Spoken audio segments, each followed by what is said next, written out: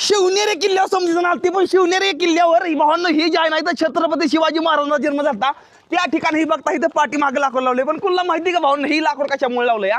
ही नीट बघून घ्या भावांनो तुम्ही. हे बघा बघा हे आहे बघा, हे लाकडाला 2 तुकडे येतं भावांनो. माणसं काय करते माहिती आहे का भावांनो? माणसं येते ती आणि सहज जाते ती, पण ह्या गोष्टीकडे दुर्लक्ष करते. ही गोष्ट बघा, ही इथं कशामुळे बसली असेल? इथं बसवायच्या पाठीमागं काय ना काय कारण असेल. विचार करा, काय ना काहीतरी असतं स्ट्रक्चरिंग घेऊन आहे इथं काय ना काही ती दगड बसत नाही बाबा, काय हे आहेत ना बाहेर येईल दगड एखादा पडेल नंतर पुढचा विचार केला बघा इतका जास्त. आणि ही आहे इथं लाकूड लावलं म्हणजे त्यावेळेची स्ट्रक्चरिंग बघा काय. आणि ही दगड बघा बघा, ही दगड बघा बघा तुम्ही नुसतं. ही दगड बघा ज्या ज्या ठिकाणी ही केलेलं आहे का नाही, ज्या ठिकाणी म्हणजे ह्याला मसाला भरला होता त्यावेळेस गुळ ही समजा मिक्स केलं चुना ही त्यावेळेस बघा ही ती जागा मजबूत ही दगड आतमध्ये गेलाय. विचार करा भावना 300 साडेतीनशे 400 वर्षापूर्वीचा किल्ला ही जसा येत तसा आहे.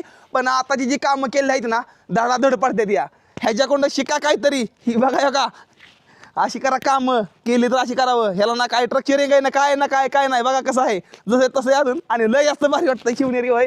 आणि या इकडे ही बघा बघा सनसेट कसा होतोय बघा बघा. सनसेट बघा कसं आहे ते. कसं आहे कसं दिसतंय हे बघा. आमचं राजा होतं इकडल्या साईडला योग नाही. 350 400 वर्षापूर्वीचा नजारा आहे. काय सांग ज्यावेळेस महाराज लहान होतं त्यावेळेस इथं किती आपलं पहिरेकरी असत्याला नंतरनं राजा असत्याला त्यावेळेस नंतरनं माझी जाऊ या इथं होत्या त्यावेळेचा नजारा किती भारी असं थोडाफार विचार करा. आणि या पण चांगल्या मनाने या गोष्टी बघा, नीट बघा किल्ला नीट बघा. प्रत्येक दगडामध्ये महाराजांना हात लावून गेलेला आहे ही गोष्ट लक्षात राहून द्या. आणि लय भारी वाटतंय मला तर. माझ्या फिलिंग अशा ढगात त्या पूर्णपणे.